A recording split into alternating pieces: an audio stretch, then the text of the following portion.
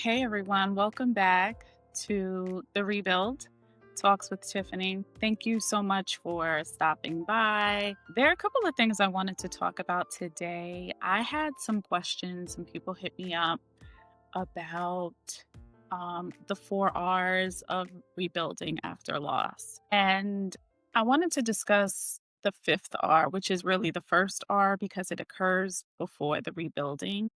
And I think this is something that people struggle with. So, the first R really is recognizing that there is an issue, recognizing that something's not right, recognizing that something is not aligned with the way that you thought it would be, recognizing that something is wrong. And I wanted to talk a little bit about this. So, if we're talking about the framework of a position, a job, career that you have, you know when you're not aligned with a job, and often we don't want to admit it. So, what happens is you start doing things like calling out, all of a sudden you're sick all the time, all of a sudden you got an attitude every day at work. Typically, it's because you know that you're in a position that's either a dead end, a position that you're not interested in, a position that you don't want to be in, and you don't know how to move on from that. But the main thing is you have to be able to recognize this is what it is. You got to be able to recognize, hey, listen, I don't love this. I don't love this job. I don't love these people that I work with. I don't love these managers, these directors, these VPs, these supervisors. And I think that is where the challenge is. So it's so funny because I was reading an article once and no, I'm sorry. This is something I saw on Instagram. They were talking about how New Yorkers will they once they have made a decision about something, they've made a decision that a certain route is the way to get somewhere, they are committed. They are not turning back. They are not changing their mind. They don't care how far they gotta go. They're committed. And I think that often happens with people. Sometimes we stay committed even when we know it's not the right thing for us to be in. And what's interesting about this for me is that we would rather make ourselves uncomfortable, shrink ourselves, not be our true, authentic, genuine selves because we don't want to admit that we were wrong or that we made a mistake or that we didn't get it right. I tell people I once took a position that, by all means, by all appearances, it seemed like a good position for me to take, right? So it was close to my job. I mean, close to my house. It was making more money than I was making before. It was similar work. And I was just like, this is a great opportunity. Now, my clue should have been when I told someone else who was familiar with the position, they said to me something like, "You're going there? That's where careers go to die." Should have been my clue. But I was committed. I was committed and I wanted to prove this person wrong. I wanted this person to be wrong. And so I went to the job. I hated it. I hated every minute of it. I used to sit at my desk grinding my teeth because I was so miserable. I hated it. And I knew that I hated it. And it took me a while to admit that I made a mistake. I don't know why we don't want to admit why do we have such a hard time admitting that we made a mistake? Why is it such a challenge to say I got it wrong? I don't understand this. Listen, there are times that I'll get something wrong and I'll say, "Oh, my bad. I didn't realize. Oh, I didn't know. I didn't know. I got it wrong. Oh, I thought that's what it was. Oh, my mistake." I think if I make a decision, and maybe this is because I'm often making challenging decisions, right? So in my work, in my line of work, I'm working with a typically high value, high income, high profile, high everything type of client, whether an internal client or an external client. So I think I'm used to dealing with more intense situations. And when I make a decision, I'm making my decision and that's it. I'm making my decision. I'm not doubling back. I'm not backpedaling. I'm not looking for a back door. I'm making my decision and I'm sticking with it. And I do think that this comes from years of different positions or different challenges, different times when I've had to constantly make challenging decisions. But if I make a decision and I can defend my decision, I can back it up. I can say, hey, listen, I made this decision because da, da, da, da, da. I made the decision because with the information that I had, this was the best decision to make. If I get something wrong, I'm typically not afraid to say, hey, listen, I got it wrong. Perfect example. This happened to me not too long ago. I made a decision to do something at work. I knew that what I was doing was the proper procedure. I knew that without a doubt. It was the proper procedure. And I stuck to my guns, stuck to my decision. There was another way that the decision could have been made, but with the information that I had, I knew that I was making the right decision. This thing got rolled up so far up into my company, you would have no idea because there was lasting or ripple effects that happened. But I sat down with one of the executives from the company and I said, listen, this is what happened. This is what I did. This was the outcome. I'm sorry that the outcome happened like this, but I wouldn't change what I did because I did what was supposed to be done. I follow procedure. I did what was supposed to be done and I can defend myself. Like I can back up and show you this is why I did what I did. And so, I remember him saying to me, I totally get it. What you did was right because this is what's supposed to be done. He's like, I don't know why people have such a hard time just acknowledging this. And I said, I don't either. He made this joke that made me laugh so hard. He was like, do we need to break glass on the floor and have people walk over this with their bare feet for them to get it? And I was like, you think so? I don't know why people have such a hard time admitting that they're wrong or admitting that they got it wrong or admitting that there could have been another way. But if you make a decision and you can back up your decision. If it doesn't work, you can say, hey, listen, you know what? This is the decision that I made with the information that I had. And maybe there was another way that we could have gone about that. In that situation, that was the way that we could have gone about it. There could have been other ways, but I did the right thing. And I think often when we make decisions, it is hard to stick to your guns. It is hard to say, hey, listen, this is the decision that I made. And I really want to be in a commitment to this. So this is what happens in relationship. I'll tell you what's happened in relationships. What I've seen is that people will say, "Well, I'm committed to this person. I made a promise, I made a vow before God, before these guests, before this person's family, and I said that I was going to love and honor and respect them." Yes, you did make that decision in front of all of those people, but you made it with the information that you had then. And what happens is over the course of a relationship, you get more information. And as you get more information, you can make a different decision. It's like a business deal. Business deals change all the time, and we'll accept it. We'll accept a business deal. It's like buying something, it's like buying gas. We accept that gas is $2.85 this week. But guess what? The week before Thanksgiving, it's going to be $3.25. And we accept that with the information that we have. The information that we have in that scenario is the holidays are coming, people want to travel, gas is going to be at a premium, these people want to make their money, and so the price increase. And we accept it. And so I think we get to accept that in relationship as well. Accept that this relationship is not working. I have new information that I've discovered, and this relationship isn't the best place for me to be. And so often we will just stick to our guns. And because we made a decision 10, 20, 30 years ago, we'll stick to that decision. But what's interesting to me is even if you didn't get new information from the person, right? So even if you didn't find that they're not interested in you or they don't really like you or that you all don't particularly get along, even if you didn't get that information, wouldn't you have changed in that time? Isn't your growth and your change enough to say, hey, listen, this doesn't serve me anymore. This relationship doesn't work. And I think that's what happens. I think people are so reluctant to say, I'm different. I made a decision based on information I had then, but right now this doesn't work. And so as a result, people stay in jobs and relationships, romantic relationships, friendships that they shouldn't be in without accepting, recognizing the truth for what it is and accepting it as that. If we're talking about the R's of rebuilding after loss, I think one of the things that we really get to think about is recognizing that something is not working, something is not right, something is off. Like just really accepting that. And it's not an easy thing, it's not an easy thing to say. No one wants to accept that they got it wrong, but we get to. If you want to live the life that you really want to live, you get to accept that you got something wrong. I have gotten so many great messages, DMs, text messages, emails about a couple of different things. One of the things that I wanted to talk about today is how do you recognize that there is an issue?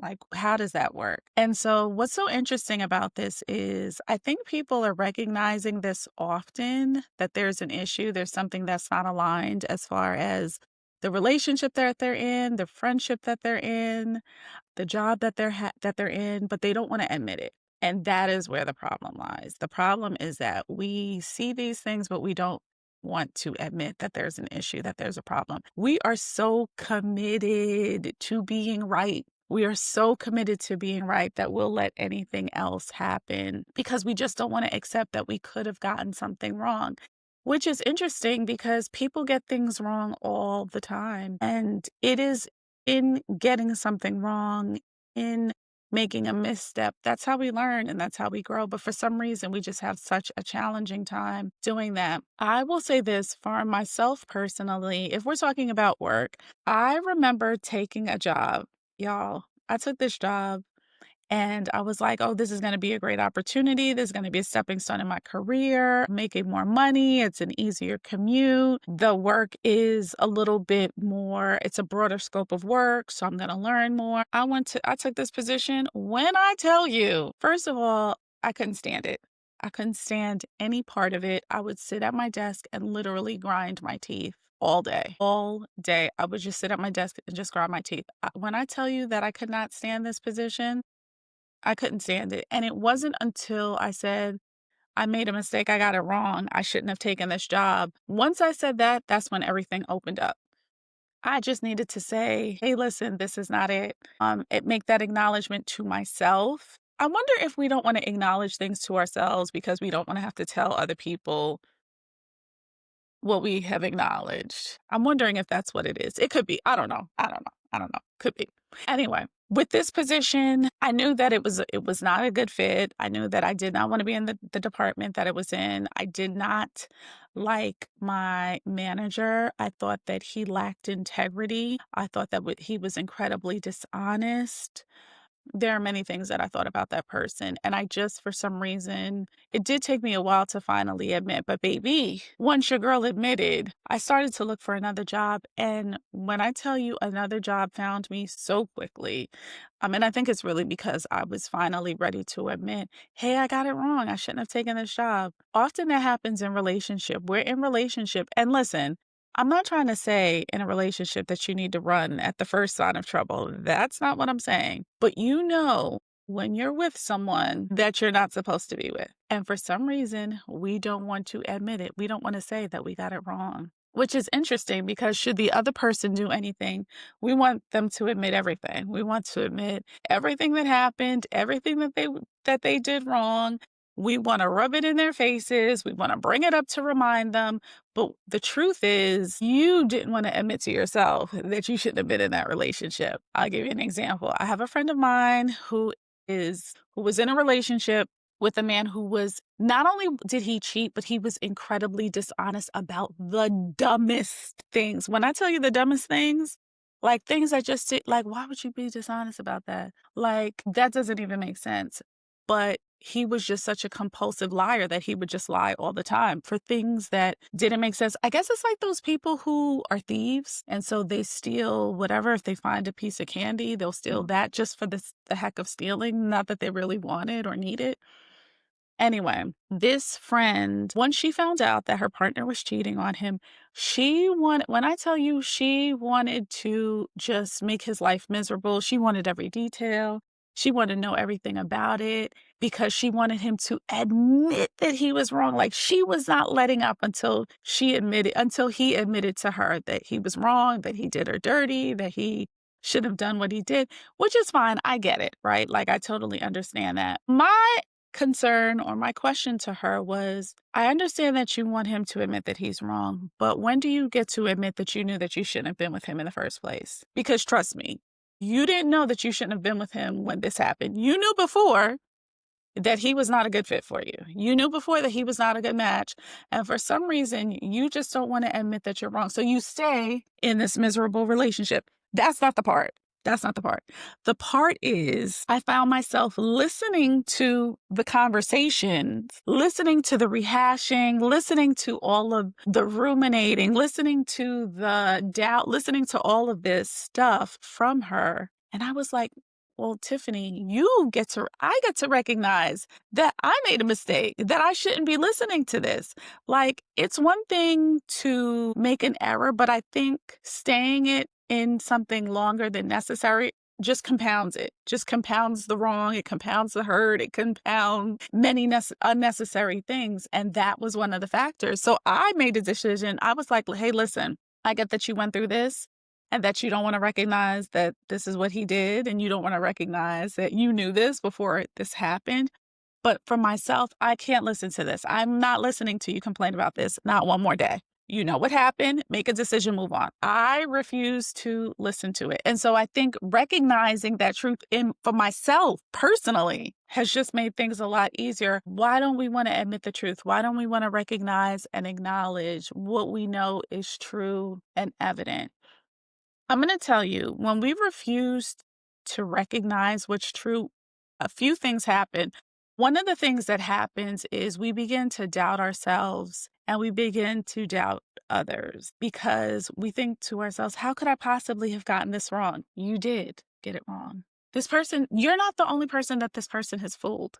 You're not the only one that has been fooled by this person. You're not the only one who's been hurt by this person. Many other people have experienced it. Listen, if a person is lying and cheating, let me tell you something. I was just having this conversation with another friend the other day. And so this person was saying, well, my guy said such and such and such and such and such. And I said, well, I don't believe him. And she was so offended because I didn't believe. And I'm like, but he lies to you. Why is he all of a sudden going to be truthful in this situation? He lies all the time. Why now is he going to be truthful? He's not being truthful to me. He's lying as he usually lies. Like, I'm not trying to figure out whether he's lying or telling the truth. If he lied to you, he'll lie to me. There is no way that someone is going to be honest with me, who they don't have a relationship with, but be dishonest with their partner. No, they're going to be dishonest with me just like they're dishonest with their partner. And so when we don't accept the truth, when we don't recognize what's happening, we begin to doubt ourselves. We think, no, I couldn't possibly be wrong. No, I couldn't possibly have gotten that wrong. There's no way. There's no way. And so we doubt ourselves. Doubt is something that once we start doubting ourselves, then we start doubting ourselves in many other areas. And it becomes so paralyzing for us. Because then we're afraid to make decisions because we got that one thing wrong. We got it wrong with this person. And so we're scared to make a decision ever again, which isn't helpful. Like, that's not the way that you grow. That's not the way that you get to live your life in a really true and authentic way. We get to admit, hey, listen, I got it wrong. And then we move on from it, not stay and ruminate in it. We get to move on. Another thing that happens when we refuse to tell the truth about something that we recognize, this happened to me. So when I was married, y'all love these stories. I don't know why y'all love these stories, but when I was married, I remember that I would leave from work in Long Island and go to the city.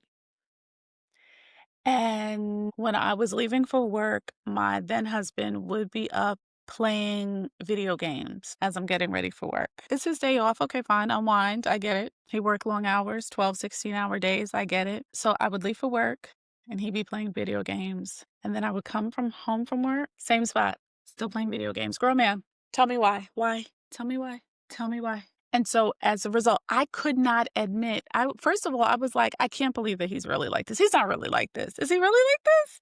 He's not really like this, is he? Yeah, Tiff, he's really like this. Like, it took me such a long time to admit it, that he was really like this. And so as a result, I ended up staying in that marriage much longer than I needed. And I'm not saying that someone playing video games means that the marriage is over. That's not what I'm saying. But I knew that our goals, I knew that our behaviors, I knew that our beliefs were misaligned. And it was really challenging for me to accept that I got it wrong. And so as a result, I stayed because I didn't want to admit it. I didn't want to admit what I know to be the truth. And so as a result, we'll just take a long time to admit when we have gotten something wrong. And as a result, we just end up stuck in a relationship much longer than we need to be. I had a friend, one of my friends from when I was in high school, good friends. And I didn't want to admit to myself for a long time that there was something seriously wrong with this person. I wanted to be like that true blue friend who stuck with my friends through thick and thin. And so I think that that is one of my superpowers, that I am an excellent friend. I think I've talked about this before. If I haven't, bear with me. So I tell people that my parents were always exceptional friends to each other, but to others. I saw the way that my parents operated in friendship, and I learned so much from that. Until this day, I've watched my dad, especially, just be such a good friend to the guys that he grew up with, the guys that he knew when he was younger, or even people that he met later in life. And I think it's so fascinating that he has been able to maintain friendships for such a long time. Last year, one of my parents' closest friends passed away. And I remember I was so heartbroken for them to watch them have to bury their friend. My gosh, I'm getting emotional right now thinking about it. So my parents had this friend, and he was my dad's friend. Initially, I believe is how the story went. He was my dad's friend. And he was just a really, really great guy, kind of soft spoken. He was actually best friends with my uncle, but he was my dad's friend as well. My uncle and this particular friend, they were several years younger than my dad. But because of where we lived, this friend would come visit. And so he and my dad were really very close friends. And as a result, he and my mom, became friends as well. And they were just all friends. And I just remembered him my whole life, just having him around my whole life. And every time I would talk to him from the time I was a little kid, he would say the same thing to me. He would always say, Tiffany, are humans having a spiritual experience? We are humans having a spiritual experience. And I remember I just thought that that was just so cool. He was just so cool. He would write poetry, and he was just such a wonderful person. And last year he passed away. And what was sad about him passing away is that a little right before he had gotten very, very ill, my dad couldn't find him. My dad would try calling him, and he couldn't get in touch with him. He would call his children, and he couldn't get in touch with the kids. And I would say, hey, Dad, what about Emil? And he would say, I haven't heard from him. I've been looking for him. I've asked other people about him. And so they finally got in touch, I think. And I remember thinking to myself, like, when we finally found him through one of his kids, I remember asking my dad, hey, do you want to see him? He was in another state though. And my dad was like, yeah, but we can't, we're not gonna be able to go right now, but of course I want to see him. And like, we said that like on a Saturday, and by like Monday, he was gone. He had passed away. And I remember, like, feeling sad that my dad didn't get to see him and didn't get to say, a proper goodbye to his friend. My parents didn't get to say a proper goodbye to their friends. But I remember like just realizing that my dad said there was nothing. Ooh, I cannot believe I'm getting emotional about this. I remember my dad saying that there was nothing left unsaid between them. And, I totally get that. I totally understood that. Like, he said that he had said what he needed to say, and there was nothing left unsaid. And so when it was time to lay this friend to rest, I went with my parents. I took my parents to the funeral and the wake and all the things, because I just felt so honored to have witnessed this lifelong friendship, because they had been friends with this person for my whole life. And so it was such an honor. And so similarly, I think I've learned to be an exceptional friend. And I hope my friends say that I'm a good friend. I think they do. I think they say that I'm a good friend. But there are times when you have a friend, when I've had a friend, that I'm like, yeah, something's not right with this. Like, this friendship it doesn't feel good. It doesn't feel healthy. It doesn't feel productive. And going back with one of my high school friends, I had that experience. Every time I got around her, I just felt uneasy. I felt like she was always competing for my attention. Like, she would like just do everything to get my attention. And it was weird to me. I'm like, I'm here, I'm your friend. You don't need to perform for me. Like, you can just be yourself. Like, I don't need all of this hoopla. Like, just be yourself. And I noticed that I kept getting the feeling, and a couple of things. First of all, I had a difficult time admitting it to myself because I didn't wanna think that 20 years had gone by and I had outgrown this person. I didn't wanna admit that, but the truth was I had long outgrown that person and should not have had them in my life at all. The other thing is I didn't wanna admit to the rest of my high school girlfriends who we were also friends with that there was something unhealthy about this person's behavior. And so as a result, I would suffer through anything that we had to go to. If it was someone's birthday, if I knew she was there, I would show up late. And I would show up late because I didn't want to be there. That was it. I didn't want to go. I didn't want to go. I would drag my feet. I would drag my feet till the very last minute because I did not want to be present. I did not want to be around this person. And when it came, when it finally came down to like the end of our friendship, I remember we were having a conversation about something, and it was such a light and beautiful moment where we were talking about the subject was just so light and beautiful. And I remember looking at her and she was just filled with rage because she didn't agree with what I was saying.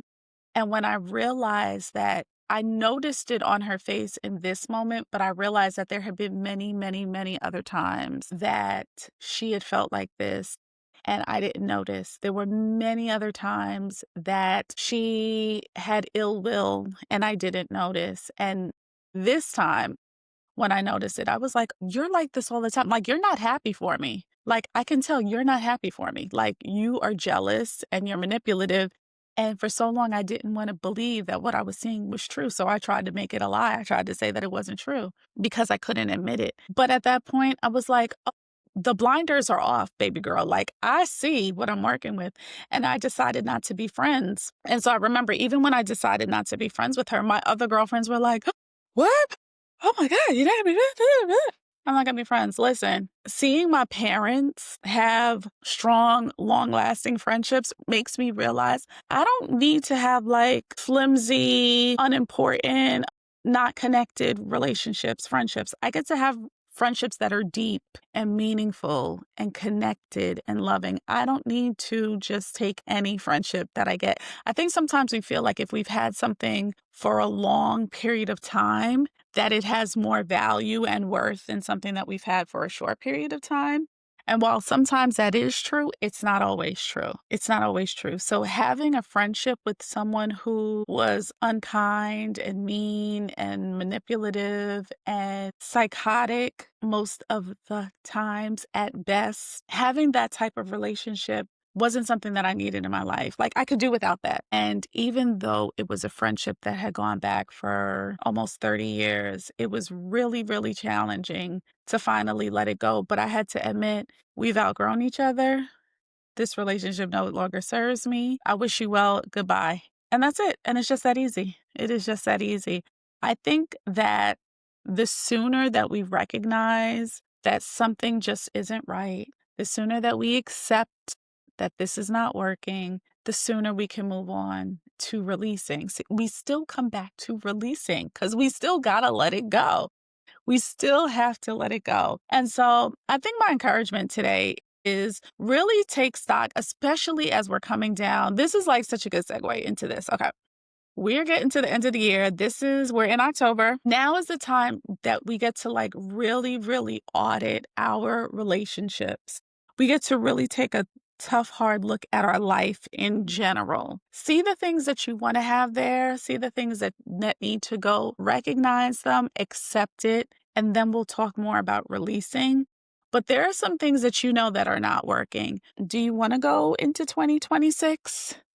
With a dead end relationship that's been lingering for 5, 10, 15 years? Do you? Do you want to keep working at a job that you hate? With colleagues that you barely tolerate? With managers that you don't respect? And leadership that you don't respect? Is that something that you want to do? Do you want to have a friendship? Do you want to go into 2026 with a friendship that is hanging on because you can reminisce about what used to happen in the cafeteria when you were in high school? Is that what you want to do? I mean, like, This is the time that you really, really get to give thought. And I'm not just talking about those things, even the things in your home. Do you want to go another year with your house full of clutter and crap that you don't need? A closet full of clothes that are two sizes too small for you? Do you want to go into another year like that? Do you want to go into another year doing the same routines that don't serve you? Another year of you sitting on the sofa, Netflix and chilling by yourself. I'm just saying. It's October. We're coming down to the end of the year. Make a decision. Make a decision. Recognize what doesn't work. And then you get to change it and do something different. Do you want to still be committed to a house that is, you've got more house and more junk in that house than you know what to do with, when you know that your lifestyle is not compatible with that? Do you want to stay in that? This is a time that you really get to think about that. Every year, I like to do a friendship audit. I do a relationship audit. I do a career audit, and I look at the things that are not working, the things that I need to let go of. And I also consider the things that I want to have in that space. And this is the perfect time to do that. Recognize what's not serving. Recognize that you have been letting this relationship drag on for far too long. And it is eating you alive. It has eaten you alive. You are not even resembling in any way the person who you used to be, and you certainly don't look like the person that you could be, because you are hanging on to something that just doesn't serve you. Now's the time. I mean, I say go for it. I say start to recognize what's not working. If you need support in this, hit me up. You can find me at tnframework.com. And you can also find me at Talks with Tiffany, The Rebuild, on YouTube, on Amazon, on Apple. I'm really interested in doing deeper work with you. Connect with me. Let's talk and let's rebuild together. You're going to rebuild from experience. You're going to rebuild from a place of support. You're going to be able to rebuild in a way that's just going to allow you to thrive and have the life that you really, really want. But right now, do the audit, do the tough part. Look at your life and decide, is this the life? Is this the relationship? Is this the love? Is this the friendship? Is this the home? Is this the state, the country, the area? Is this what I want for my life right now? I might have made a decision 15, 20 years ago, but you get to make a new decision. All right. I'll see you next time. Thank you for stopping by. Share this podcast with somebody who you think could use something from it, who could get some value from it. And I appreciate you all. Take care. Bye.